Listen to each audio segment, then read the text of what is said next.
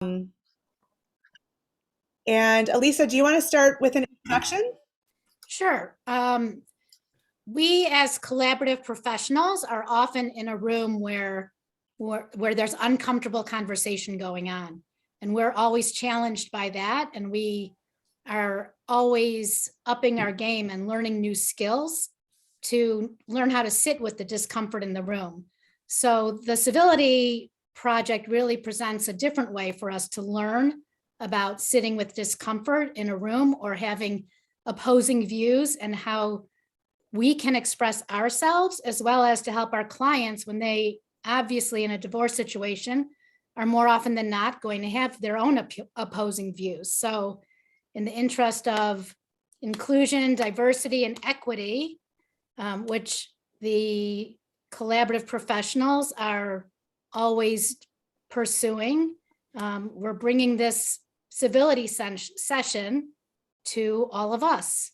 So I want to welcome people from IACP, people that I sit on committees with. So there is mostly people from Michigan will probably be on this call, but I see Natalie Goldberg, she's in DC. And Elizabeth, you already introduced yourself, and she's here from Seattle. So we may have some other people. Some other of my colleagues, like from Malaysia, have said that they wanted to join. So they may be popping on too. And if we're lucky, we'll end up in a breakout room with some new people and make new friends. Good. Excellent. Yeah, thank you for hosting this.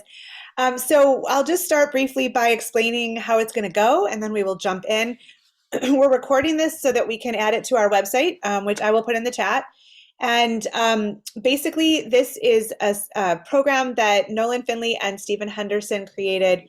They'll tell you a little bit about that when we get started, but it's really to sort of share what they've learned through their friendship over many years and how we can all take some of those lessons and build civility in our relationships and our workplaces and our families as well. I'd like to start by sharing a video from a sponsor. We are generously funded by Delta Dental and Huntington Bank, which makes these programs free to host and to attend. So I'd like to just share a quick sponsor video from Delta Dental, and then we will get started. We are living in challenging times. Politics is polarizing. Racism is rampant. The pandemic is frightening, and families are divided. Tough times require more dialogue and more understanding. But navigating our differences constructively is hard work.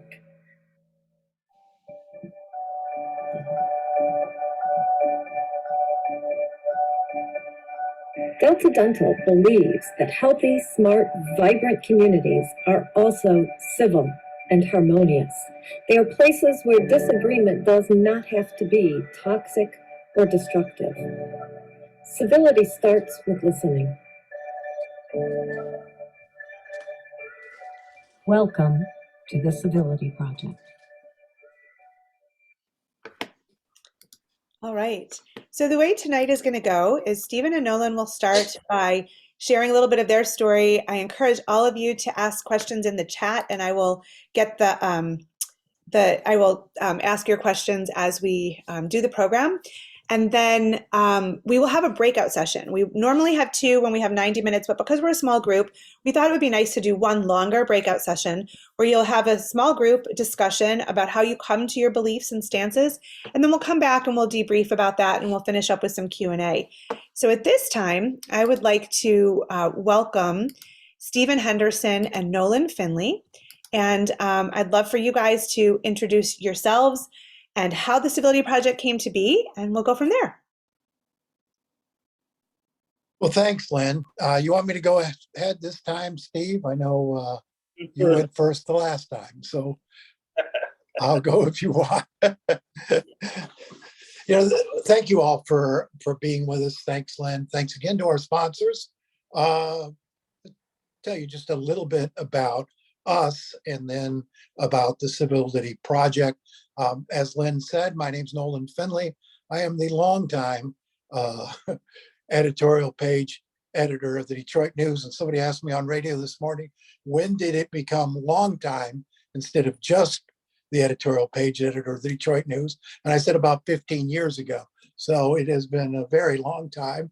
And for much of that time, my colleague, Steve Henderson, was editorial page editor of the Detroit Free Press. That's a progressive paper. The Detroit News is a conservative paper. And our 10 years overlapped. Steve has now gone on to do other things, including a morning radio show and things he'll tell you about. But you know, we were in a position of representing these two papers and these two very different viewpoints held by the two papers. And so naturally in this town, folks thought it would be fun to put us together and watch us fight. You know, it's and we did that. We did it for a long time, did it very well, and had some very passionate disagreements in public, and still do. We did a TV show together for a long time, appeared in other venues, and you know, we were sort of put out there to disagree, and that's what we did. But over the course of that period, instead of being, you know, coming apart because of our rather severe disagreements or sharp disagreements on almost every issue, you know, we became closer and closer. We became very good friends in that process. And that was something that surprised a whole lot of people, particularly, you know, over these past 10 years or so, where it's been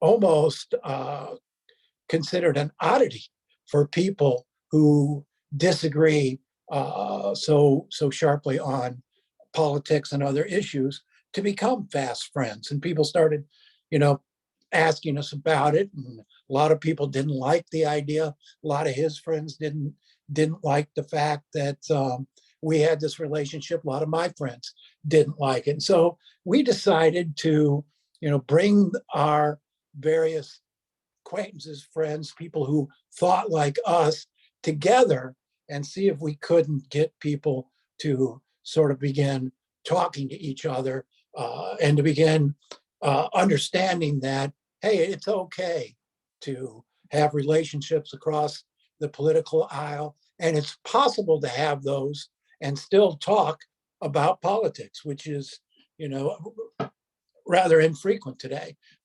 You know, you may have a friend who belongs to a different party than you, or has different political views than you, but it's getting increasingly rare that you can talk about those issues and about those differences. We tend today to avoid those sort of conversations.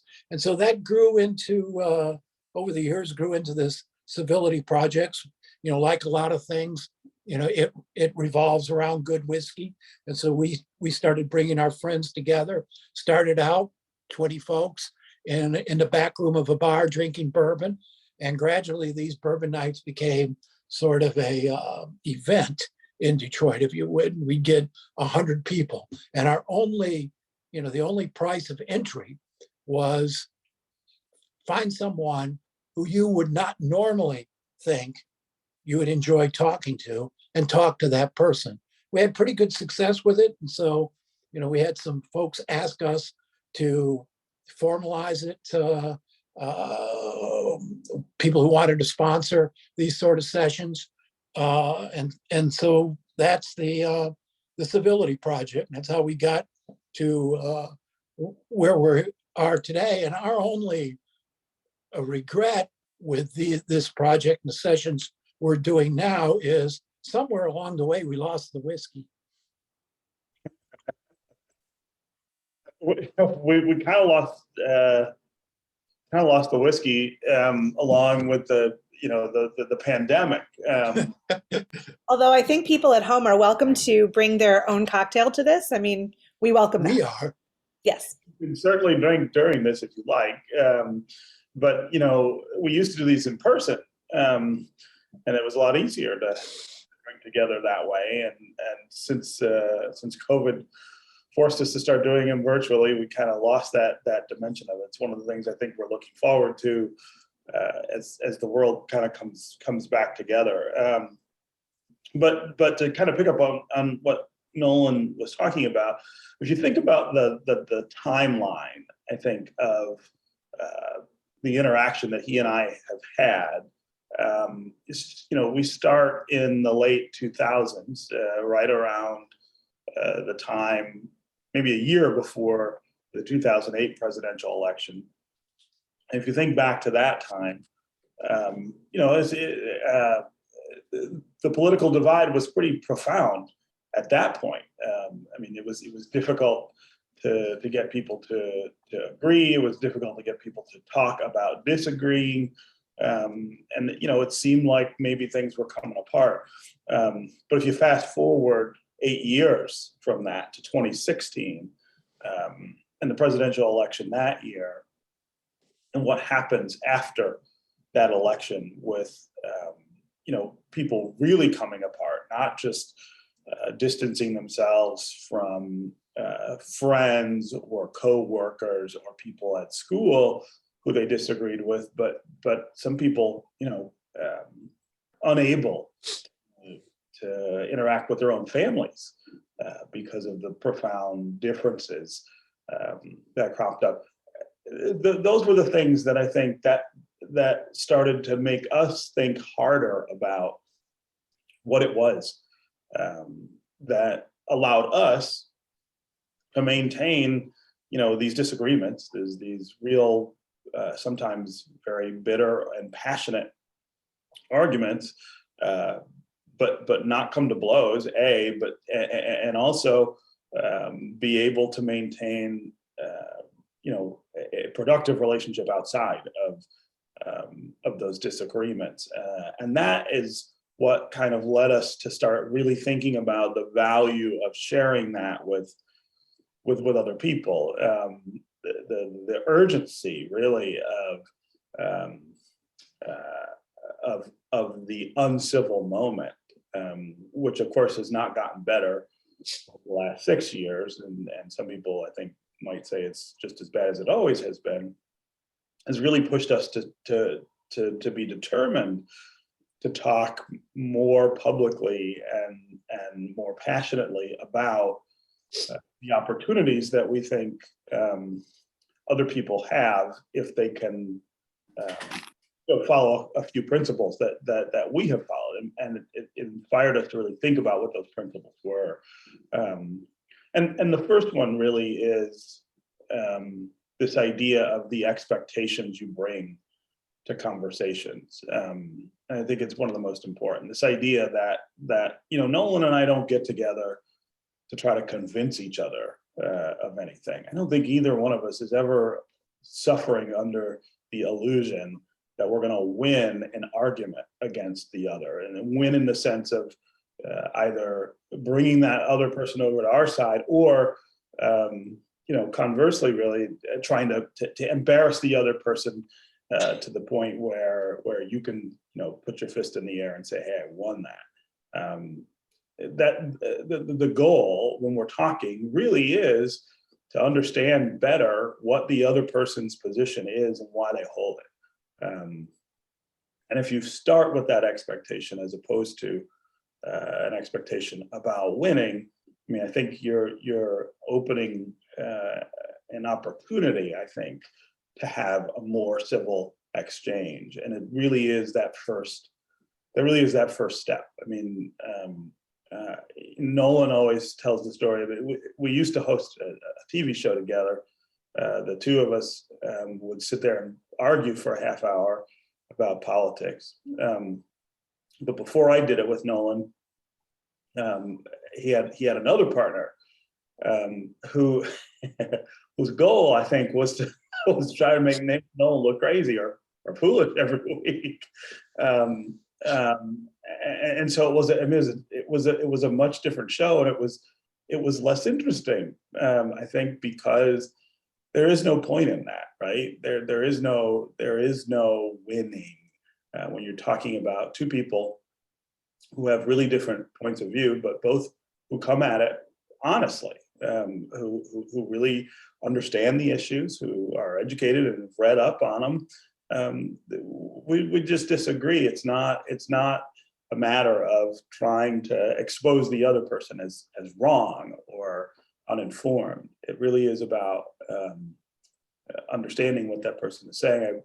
Nolan wrote a book a few years ago, and he asked me to write a foreword for it. And in that foreword, I talked about how his arguments keep mine honest. And I think that's a kind of important dynamic in the relationship. It's that I can't get away often with sloppiness. I can't get away with sort of cheating my way to a position, because I know he's not doing that either. I know that he's thinking about it, and he's reading, and he's coming up with a reasonable position that I just happen to disagree with. And even when I think it is unreasonable, and sometimes I do, I still believe that look, this is an honest take from him about what we're doing. And so I think that's the first step we ask everybody to take, is set your expectations at a level that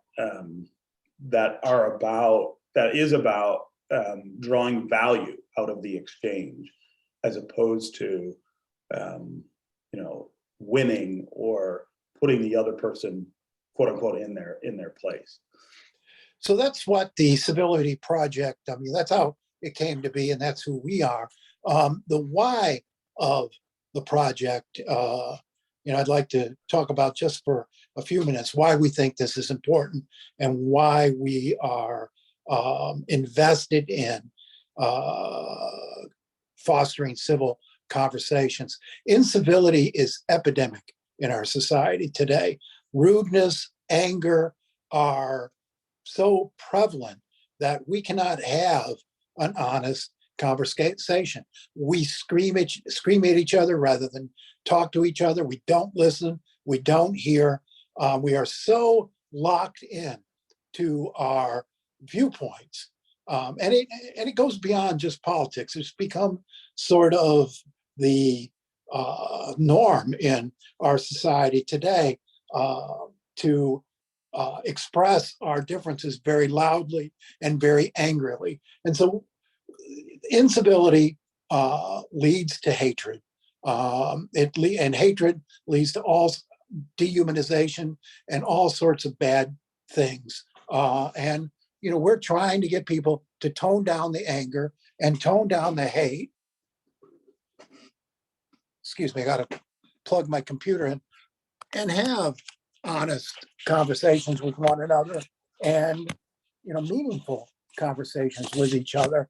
And before you can do that, before you can have those kind of conversations, you've got to develop a respect. You have to start with a foundation of respect. And the way we try to foster respect between two people before we put them together and say, have at it, the way we try to foster respect with each other is to ask people to sit down before you talk about anything else. Talk about who you are and why you are who you are. Talk about the things that influence your opinion making and shape your viewpoints. And it's important to know that. So we believe that all good people come to their opinions in the same way. They take the facts, the information, the data, and they run them through the filter of their own experiences, personal experiences, and values, and they come up with an opinion. If that opinion is different than yours, doesn't make them evil, doesn't make them ignorant, it doesn't make them any of the negative qualities we now tend to assign to people on the other side of the aisle. They're just different. And when you understand those differences, it helps you in the conversation know that the other person is coming from an honest place and is not coming from a sinister place. And I think that's a very essential first agreement or ingredient in a civil conversation. And we're going to break into groups in a little while and ask people to start that process of trying to talk to each other and understand why people think the way they do. What are the experiences? What are the values that go into that process? And I think once you get there, once we got there as, I don't want to say a couple, but as whatever, once we got there, it was much, much easier for us. And I'll let Steve talk to you about, the experience that brought us to that point of understanding. Yeah, about 4 years ago, live, StoryCorps, which is an NPR project that is kind of aimed at collecting, stories about American relationships. I think it's probably the best way to describe it. Came to Detroit. They go city to city, and you can choose somebody to go have a conversation with for an hour about the relationship you have with that person. They record it. Most people take their spouses or or a family member and talk about that relationship. Well, I decided that I was going to take Nolan with me. Speaking of couples, and so I told him that we were going to go down there, and what I wanted us to talk about was not the things that we argue about on television or radio or on panels, but that I wanted each of us to tell the other our stories. I wanted him to sit down and tell me what makes him a conservative. Why is it? What experiences does he have that have told him that the best way to solve problems is from a conservative perspective? And then I said, then I will tell you why I believe that the best way to solve problems is through a progressive lens. And I'll tell you about all the experience that I've had, and all the things that I've come to believe and how I came to believe them. And so we did this. We went down to the art museum here, where they had parked a little Winnebago out on the lawn. You go inside and you sit at a table across from each other and record this conversation. And we did it, and we'd known each other, I think, for about 10 years when we did this. And so we knew a lot about each other, and we were friends. But I think both of us heard things in that conversation that we didn't know about the other. And we both learned things about how the other thinks that had not been made apparent in the same way before that.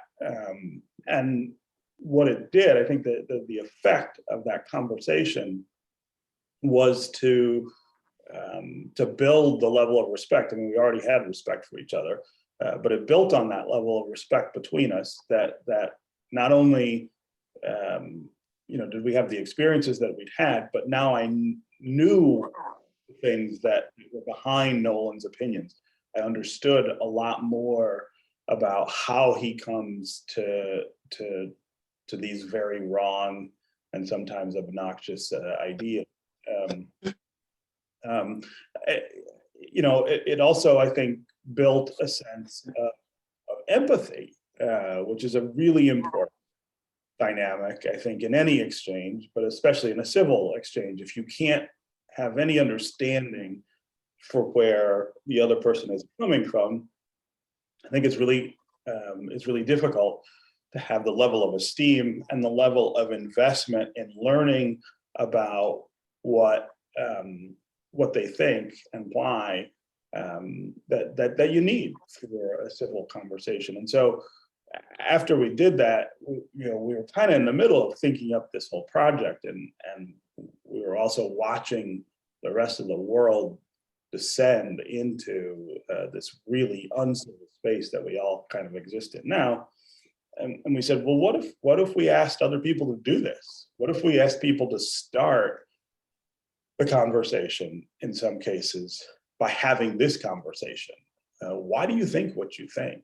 Where do you get these ideas? And maybe by understanding those things, I can engage in better and more civil exchange with you about those ideas. And so that was, before the pandemic started, that was how we asked a lot of groups to frame these discussions, because we'd ask them to pair people up who didn't share political opinions, maybe they didn't share other kinds of ideas, and ask them to have this conversation and then talk about what they learned from each other in it before we have conversations about politics or policy.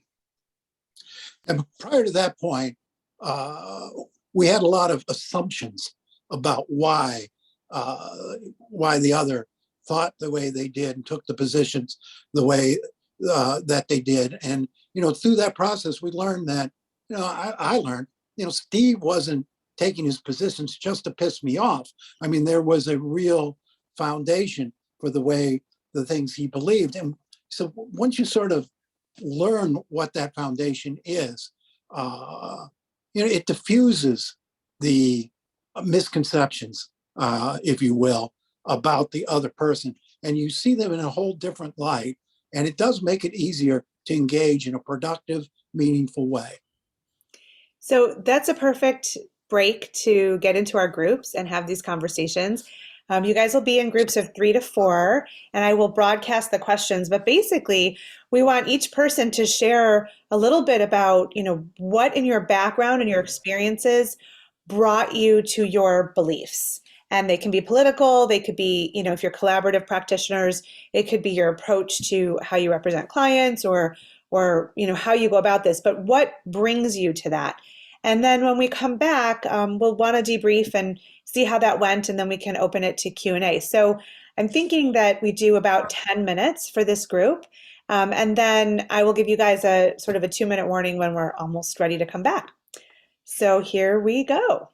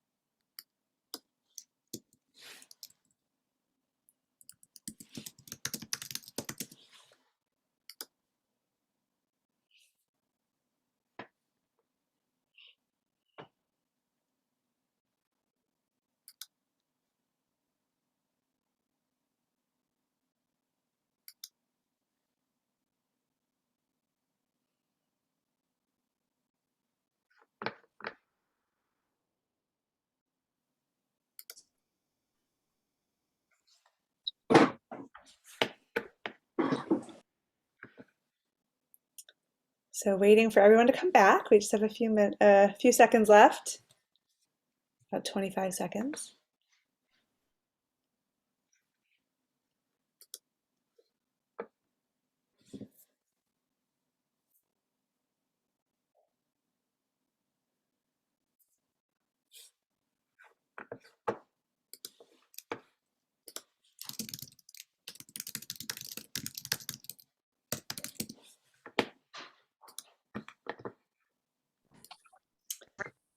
And there everybody comes, all the magic. They all appear from some time travel. I always love that. All right, so this is the time when we love to hear how the conversations went. If you had any revelations or aha moments or meeting of the minds that you hadn't had before, would anybody like to share something that happened in their group? Just an overall consensus that religious background, family upbringing, and personal experiences and education form pretty much all beliefs. That's really well put. I like that. Yeah. Who else wants to share something? I don't think you can follow that because she's so spot on, but it was interesting being us having different backgrounds, and we all had a personal bent that influenced that, but we also had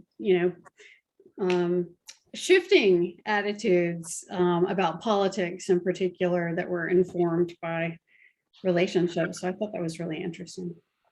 Great, thank you.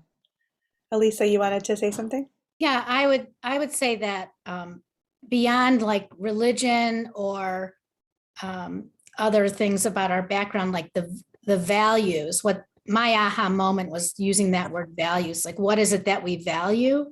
And that really helps inform our beliefs. Because you can be on two different sides of the political table or two different sides of the collaborative table, but once we start talking about those values and what we value, and it's often that during a collaborative divorce process, we have our clients remember what their goals were. And so many value their relationships with their children, and we can always come back to that to help them form their beliefs or hear a different perspective. Sure, thank you. Sarah, did you want to say something?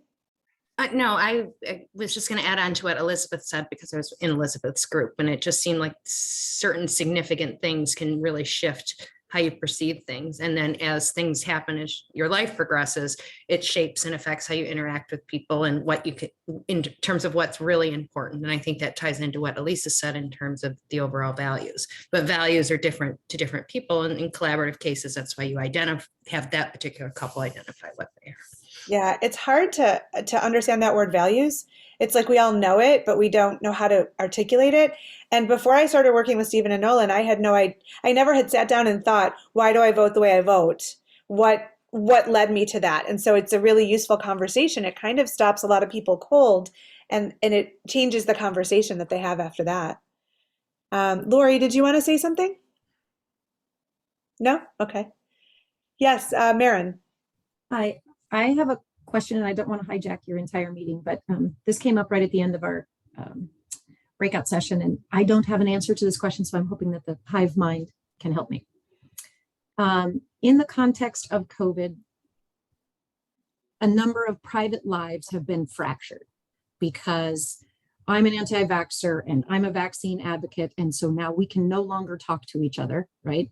Because your refusal to get vaccinated is a threat to me, or your insistence that I get vaccinated is a threat to me. And I'm using myself personally so as not to offend anyone else, because you're not respecting my rights, right? That's one example. I'm sure you can think of other similar examples in some of the civil rights and Black Lives Matter and all the other minority conversations that are going on right now. And I've seen a couple of families that I know being really ripped apart by the inability to talk about this in a way that acknowledges the imposition on someone else's beliefs. Am I making sense so far?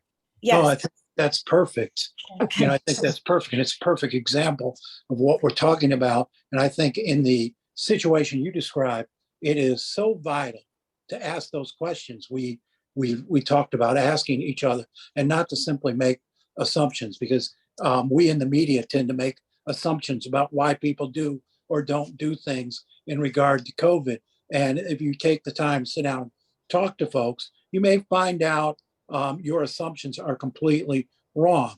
And, you know, it's useful then, without getting into who's right and who's wrong here, to, before you get angry and before you make a lot of assumptions and before you separate from each other, to talk about the why of it and to see if that person doesn't have a good reason for, in their minds, might not be in your mind, but a good reason in their mind for why they're doing the things that they're doing or not doing the things you'd like them to do. So Nolan, I want to follow that up with sort of a clarifying question. You know, and I wonder, sometimes it's like playing a little psychologist, but when it comes to something like this, is it about being validated? You know, like I feel threatened because I believe I'm right, and if you don't do it, then I may not be right. And so it's like a defensive posture. I mean, what do you think about there's that? some of that, but I think there's also genuine fear. I mean, there's this idea that you are so convinced in your position, it's impossible for you to understand why somebody would take a different position. I mean, there's a lot of, you know, what I say is that we all think we're the only ones who talk to God. And we've got to stop and understand, as passionately as we hold our position, the other person holds theirs just as passionately and believes they're just as right as you believe you are. Now, at some point, there's a right, and there's a wrong, or there's somebody's going to prevail and somebody's going to not. But it's important to hear each other out. I don't think anybody or I don't think most people are making these decisions knee-jerk. They give it some thought. I don't think you put your, and I'm vaccinated and believe in vaccination, want all my loved ones to be vaccinated, but not all of them are. And it's, I could beat them to death telling them what I want them to do, but it's important for me to stop and listen to them explain why they don't want to do what I want them to do, because people don't make these sort of life and death decisions lightly. Mhm. They have reasons, and it's important for you, whether you accept the reasons or not, to hear them out and listen to their reasons. And I think that could take the conversation to a much more productive place. Can I just add, I want to ask Stephen, I want to hear from you, but I want to ask you guys how and when this changed, because there have been people who haven't done certain vaccines for years and nobody really talked about it. So what makes this different? Just as an example, but then Stephen, we want to hear your answer too. The urgency of COVID is what's made it all different. I mean, you've got millions of people dead now from this disease, and people are scared, and the decisions that people make about what they're going to do, with their own bodies, those decisions are affecting everybody else. I mean, it'd be fine. I don't think anybody would object to the idea that you have a right to take or refuse a vaccine for something that you can't spread around to other people, right? If it was just a matter of whether you would get it or not, I think most people would accept the idea that is an individual right kind of decision. But think about the fight at the Supreme Court in Washington. Sonia Sotomayor is immunocompromised and can't be around somebody who's not vaccinated. Neil Gorsuch is, another justice of the court with the same status as her, and he says he does not want to get vaccinated. That may be his individual right, but his decision is affecting not only her safety, but in this case, her ability to work. She's sitting at home calling in to the justices' oral arguments and conferences where they're making decisions, deciding on cases, because she can't go to work with somebody who's decided they're not going to be vaccinated. I mean, the question there of civility bumps up against these questions of individual rights versus community responsibility, right? The civil decision there, I think, is for him. Well, frankly, it would be for him to stay home if he didn't want to get vaccinated. I'm not sure that it makes sense that his decision affects her in the way that it does. But there are reasons. I mean, people have very legitimate reasons for the decisions they make. There are serious trust issues that, quite frankly, haven't been helped by the current political environment and by a lot of conflicting information and that has come out through official channels. A lot of people are fearful of their health and fearful of what might happen to them if they're vaccinated. My daughter has a friend who is a nurse practitioner, a brilliant young woman who gave up her job at Beaumont Hospital rather than take the vaccine, because she is very much into her health, doesn't take any foreign substance, doesn't take alcohol, very conscious of what she puts in her body. She made that choice. And she gave up her job rather than be forced to do something she didn't believe in. But she had reasons. And, you can say, well, those aren't valid reasons, or, those aren't reasons that would dissuade me. But she had reasons, and a lot of people have come from different points of view on that. But I think it would be wrong for us to dismiss them as, not being fully informed in their decision making, because a lot of people are fully informed and have made a different decision. Yeah. Elizabeth, you have a question?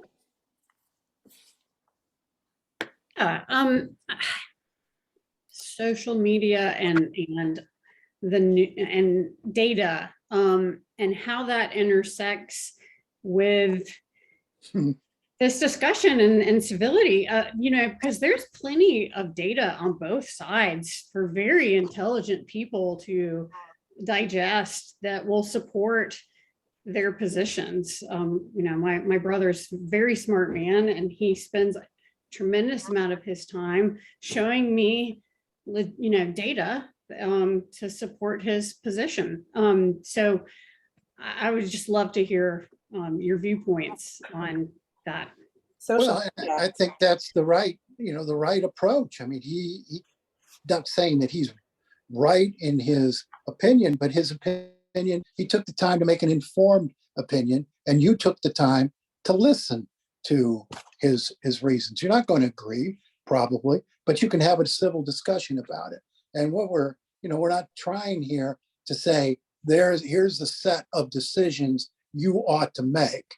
We're saying is, as you try to get to the point of civility and talking about those decisions, here are some of the things that might help along the way. And I think what you and your brother have done are exactly what we've asked people to do.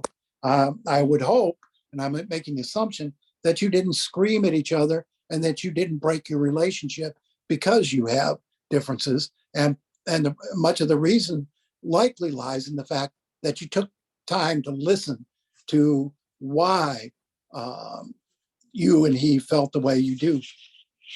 So Elizabeth did ask about social media. It's a great time for you guys to speak a little bit about that impact on civility. And, social media, one of the things we kind of ask people to do in the Civility Project is to back away, in fact, from the behaviors and the dynamics that have kind of taken hold in social media. Actually, Nolan and I disagree pretty forcefully about the value of social media. I see great potential in it, and I think it's a fairly new technology and platform that needs some time to mature and develop, and that ultimately it will pay more dividends than it is. I think Nolan thinks it has almost no value. But I think we go ahead now. I don't know how anybody stays married and maintains a Facebook account, but that's just my view. But I think we both agree that the the culture of social media is so antithetical right now to the idea of civil exchange. And if you think of the very basis for the interactions on social media, first I think the selecting out that we do of people who don't agree with us or who don't see things our way out of our social media circles. Social media makes that very easy to create communities where there aren't different kinds of opinions. But then, the rewarding that gets done on social media of getting rid of people, of blocking people out. And it's, I've always kind of marveled at the idea that it's not enough block somebody or unfriend them or mute them, or you have to tell everybody else that you did it, right? I blocked this person, I'm not talking to this person anymore. I'm never gonna talk to this person anymore. And then everybody else cheers. That creates a culture that discourages the exact thing that we're talking about, which is trying to understand why people believe the things that they do, and seeing a value in just the exchange, right, with them, just the ability to talk with them about what they think and hear why they think it. Again, I think it's a medium that's in its infancy, and that's part of the reason it's reflecting the culture right now more than anything. I don't think it's reflecting a flaw in the medium itself. It's reflecting who we are. I think it could be a vehicle for us being able to do much better, and I think it will probably develop into that. I have this long speech that I give sometimes about the history of media platforms, and how all of them started out as garbage, and adding almost nothing to the culture, and developed over time to become really important contributors. And so I kind of hold out that hope for social media, but it is not a help for what we're trying to convince people or encourage them to do right now. I think social media is the great evil in our society today. It seduced us with this promise of connectivity, of creating a more connected society, a society with greater discourse and more productive discourse. And the reality is that, it's become this place where people can build bunkers and get down in them and avoid interaction with people who hold different views. It's an echo chamber. Its ability to distort reality, to manipulate public opinion, to foster disinformation, I think is a great threat to our democracy. I think it's a monster that we haven't figured out how to control. So before we go on, I know a few people have questions. Maren, did you get your question fully answered? I just want to be sure. It was just a follow-on for advice on how to create civil discourse around the portion of the conversation that invalidates one's experience because you're the exception. For example, with a COVID vaccine, someone who has a suppressed immune system, well, they should all just take more vitamin D and exercise more. Well, but what about my dad who had lung cancer? Well, I wasn't talking about him, right? Or if you do that in the race relations, well, or if you're talking about the wealthy versus the impoverished, well, the poor people are just lazy. Well, but I wasn't talking about your aunt, right? Where they use an exception to invalidate all the examples that you can show for why their argument has fallacies. How do you have a conversation that says, wait a minute, you're invalidating me or all of my life experience as a way to try and reinforce your view of this conversation? How do we have a conversation about that slows things down and focuses I on think it's a very, very good point and good concern. And I think it does, again, reinforce this idea of starting from a position of respect and understanding, so that somebody knows where you're coming from and are less likely to step on that sensitive spot in your experiences. Yeah, Natalie, did you have a question you wanted to ask? Yeah, I was just going to kind of make a comment with like the social media topic, because, after the 2016 election, like I had a conversation with my aunt and my father-in-law because they voted for somebody different than who I voted for. And it was an in-person conversation. And that was a very civil, open discussion about why we chose to vote who we voted for. And, with COVID and social media, you're not having those conversations in person. They're behind a keyboard. And I think we are much quicker to react and take that knee-jerk reaction on social media than sitting in front of somebody and having that face-to-face conversation. And I think that is getting lost with COVID and all the precautions that we're taking, which I mean, they're justified, right? In many instances, and people make those choices. But I do think there is a lack of connection that is happening when we use social media instead of meeting in person, or Right. even a Zoom call where you can look at the other person and have this discussion. Sure. That's sure. all. That's all I was going to mention. No, that's great, Natalie. Did anybody else have a question? I don't have a question, but more of a comment. Two comments. One is, I find it difficult to have that. I find that conversations where somebody is actually trying to convince me of their position to be way more uncomfortable and can turn uncivil if I don't pull back from that conversation.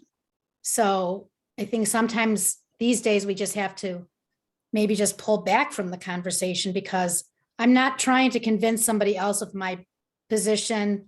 One of the things I learned through the civility sessions, but just to be heard. But that doesn't mean the other person is going to be the same. They're going to want to keep going and trying to tell me all the reasons why I'm wrong and try to convince me of their position. So it's a lot of letting go. So that brings up two Yeah, and things that Nolan and Stephen, I'd love for you guys to touch on. One is about agreeing to come back to the conversation, and the other is about how to listen. Would you guys mind sharing those perspectives? Yeah, but before that, Lynn, before you get to that, it's this idea of setting honest goals for the conversation that Steve mentioned right up front. A conversation is not a competition. If you or the other person are in it to win, to score some points, to embarrass, to humiliate, there's no point in having that conversation. It's not an honest conversation. I think Steve did a very good job of expressing what constitutes an honest conversation, this desire to learn and to validate perhaps some of your own ideas, to draw something of value out of the conversation rather than to convert, because you're not going to convert. And if you're out there trying to convert, the other person's going to shut down just as you'll shut down if he or she is trying to convert you. It's discourse, not a sermon. And I think you should keep that in mind. And I'll let Steve talk about listening. Yeah, I mean, one of the things we talk about is kind of a fundamental concept or principle of the Civility Project is, the concept of listening, and the idea that if we really try to listen to each other, it's easier to do some of these things that we're talking about. And when we use that word listening, I think we are thinking of something different than we commonly would define for that word. I think for a lot of us, the idea of listening just means we're not talking. If I'm letting Nolan talk, that must mean I'm listening. But too often, when he's talking, I'm thinking about what I'm going to say as soon as he shuts up. I'm thinking about what I just said to him before he started talking and why he didn't hear any of it, because he's still saying something that makes no sense. Or I'm thinking about judging what he's saying as he's saying it. And that's not really listening, right? That's actually not participating in the listening end of the conversation. I have a couple of tests for myself when I'm talking with somebody about whether I really am listening to them. And the first is, when they're done, could I repeat back what they just said? And maybe not word for word, but certainly, could I capture the essence of what they were trying to say in a really faithful and honest way? Essentially stand in their shoes and make the argument that they just made, which is hard to do. I mean, it's hard to listen that carefully, really, to someone, and it's hard to do that when that person's saying something that you don't agree with. I think it's even harder. The other test I have is, when they're done talking, do I have questions about what they just said? Did they say something that I want to know more about? if you're really listening, I should be curious. I should be more curious about what they're saying. I should maybe want to know more, or they may have said something that I didn't quite catch or didn't quite understand, and I want them to explain more of it. I find that when I can answer both of those questions as yes, I think I'm having a more honest and productive exchange with somebody than when I'm just arguing. I mean, sometimes when Nolan and I get into it, I think both of us, we slip into a lot of bad habits. And we act each other. I think neither one of us could answer those questions in the affirmative in some of those cases. And you got to be really vigilant about, okay, when I'm not talking, I really am investing in the idea of understanding what the other person is saying and why, as opposed to being in my own head about what I'm going to say next. And if the relationship is of value to you, if it's important enough to you that you're willing to make this effort, then you have to convey that to the other person, that to build that comfort level, that we're going to have a conversation here and we may get scrappy in it and we may say things inadvertently that hurt each other's feelings, that angers each other, but it's not going to break the relationship. There's never going to be a break point. We may have to walk away, but we're always going to come back. Yeah. So Curtis, you've been so patient. I know you have a question. I guess more of there is a question. I like the discussion about discourse and what that really is and how it also involves listening. And it seems to me that has to be taught. And we used to learn this in families. Yeah. And, hearing Maren talk about it, how families now can even talk to each other. How do we go about teaching that discourse and listening, which, used to happen on college campuses more than it does now, in my opinion, and used to happen more in elementary and middle school and high school. I think that's the key to keeping the kind of civil society that we used to have. And I think, Curtis, not only that we're not teaching that, we're teaching that inadvertently, I think, and unintentionally, we're teaching the opposite, that it's dangerous to have these sort of conversations, that there is consequences for not getting it right.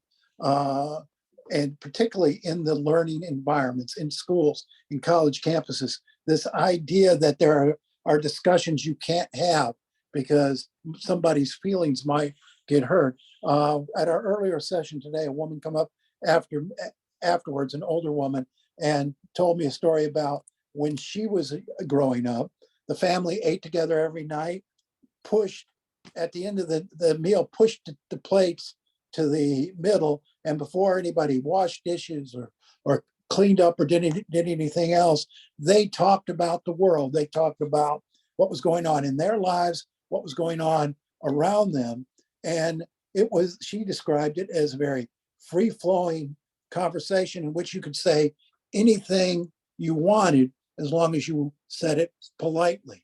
And we need more of that in our homes. We need more of that in our schools.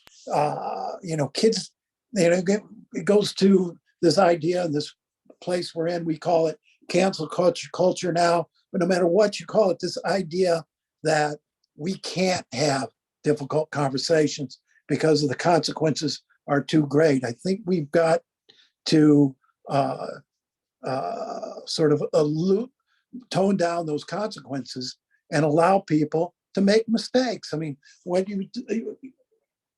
I talked about earlier today, Whoopi Goldberg, we all know what she just went through. She said something very ill-informed and very offensive to a lot of people. And a lot of folks wanted her run out of town. She got canceled. Now, I'm no Whoopi Goldberg fan, but I do believe the things she said with no intention to harm. She said them out of ignorance on her own part of a situation of an historical event or misinterpretation or what have you. But I don't believe she said it to harm. And yet the reaction was so fierce and so hateful and so ugly that it shut down what should have been a productive discussion about the points she raised. It could have been a very important learning experience for a lot of us. And instead, we just wanted to shut down the conversation, throw her out, drive her from the public square. And I think there's a danger in that. I know there's a danger in that. If we drive dissent into the shadows, if we drive unpopular opinions out of the public square, they just go somewhere and fester and come back in a very ugly form. We need to get unpopular and controversial ideas out into the public where they can be debated and discredited if necessary. And that can't happen if we're not allowing them to be expressed. Well, and also she apologized very quickly and conscientiously after she made a mistake, and then they still were canceling her. So you're right. And that's happening every day. It's happening to conservatives. It's happening to liberals. There's nobody safe from this. And it's unhealthy. And it denies this idea that we're a people who believe in redemption, because there's been no redemption for people who get caught up in this. I also want to mention that we are working with Oakland University and Henry Ford College to develop curricula around this. And on May 20th, we will be having our first Civility Day at Henry Ford College. There will be an interactive how to listen seminar where people will actually get to practice this. And I know that both students will be able to receive credit for it, but there will be some professional development CEUs offered for this as well. So if you're in the Detroit area and this is of interest to you, we can definitely get you information. And by the way, if you'd like to be on our email list, we send out a monthly newsletter with different events and opportunities. So just put your email in the chat and I'll make sure to add you to it. Stephen, Nolan, do you have any final thoughts that you would like to offer tonight before we finish? Well, for me, it is, let's be careful about making assumptions. And particularly, let's be careful about assuming we hate somebody based on what we've heard them express about their own personal or political views. I always tell the story because I like it. Steve and I, early on, were up on Mackinac Island for the Michigan State Republican Party convention. And you can imagine it was a place that he was not as comfortable with as perhaps I was. And he and I were up at the bar at the end of the day, having a drink and conversation. And I walk away, and these two ladies, very conservative Republican ladies, who I knew, grabbed me and said, "You're sitting there talking with Steve Henderson. How could you be friends with him? He's so awful." And I said, "Do you know Steve?" And they said, "No." I said, "Well, how can you know he's so awful without taking the time to find out who he is?" I said, "Why don't you go over there and take my spot at the bar, talk to him for a little while." They talked to him on and on and on. I finally had to pull him away to get them out of their grips. And, I looked at him, I said, "What do you think?" And they said, "Oh gosh, he's wonderful. We just love him." Now, nothing about Steve had changed. Nothing about them had changed. They had just taken the time to talk to him as a person, as a human being, apart from his politics, and to listen to why, he wrote the things he wrote. And, they gained a greater understanding. Nobody's opinions changed, but their approach to each other did. Yeah, no, I always say during these things that I think we're living through a time where this whole issue can feel very much out of our control. If you watch the news, if you read social media, it seems like there are many instances in which the uncivil behavior that is really threatening, our democratic institutions in particular, is something we can't do anything about. I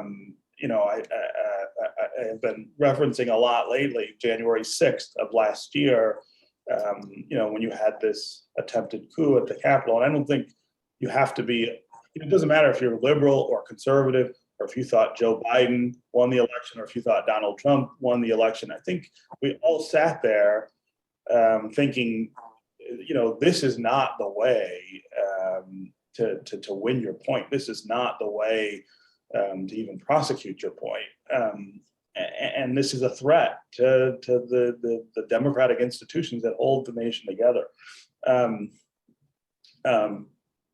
I remember sitting there thinking, what do we do about people who feel this way? What do we do about people who feel so wronged by the exercise of voting that they're willing to do what they did? And there isn't I don't know what the answer is to that. I don't know how you kind of reel things back to a more reasonable level. But for each of us, that may be out of reach, but there are a lot of things that we have agency over. There are a lot of spaces where we do have power, in our neighborhoods, in our schools, in our communities, in our families. We have the ability to reach out to people who don't agree with us and interact with them in a different way. Invite them to a different level of interaction than what we saw on January 6th of last year. And that for us, I think, is where you start with this idea of civility. It is in those close-in spaces where all of us right now, I think, are facing, a lot of these kinds of challenges. I tell the story all the time. I've got an aunt and an uncle who are the most conservative people you will ever meet. And I'm literally talking like all day Fox News, conservative radio. I mean, they are all in on that side of things. And I will get up in some mornings and have 3-4 emails from them about stuff they saw overnight that they want me to read and try to convince me. It would be really easy for me and convenient to kind of ice them out, and say, look, they've lost their minds. I don't want to talk to them about this kind of stuff anymore.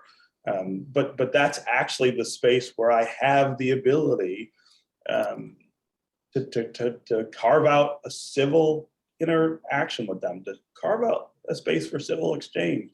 And I do think they're nuts. I mean, I literally think they're nuts, some of the stuff they say. But they're my family. And so, there is a value in learning to talk with them about these things without it devolving into us not seeing each other or not interacting in any way. And so we talk about that as an opportunity, the kinds of opportunities we have to do these things differently. Awesome. Well, this has been a great program. I want to thank Elisa for organizing it and all of you for being here tonight and spending your time and energy with us. Like I said, I'm happy to add you to our list. We have lots of programs. The website is in the chat, as is the StoryCorps link as well. And there's lots of opportunities to participate in more civility conversations. And if you'd like to host one at an organization that you're part of, or a workplace or a community, please let me know. I'll put my email in the chat as well. And I'm happy to add you to the calendar. We are full for March, April, May, but we're looking at June and then into the fall. So we'd love to add you to our list of upcoming events. So thank you, everybody. It's really a pleasure to have you all here. So thank you. Have a wonderful night. Thank you all for taking the time to do this. We appreciate your support. Awesome. Thank you, everybody, for coming out and supporting and participating. Awesome. Thank you. Have a great night. Thank you very much. Bye, everybody. Hey, great to see you all.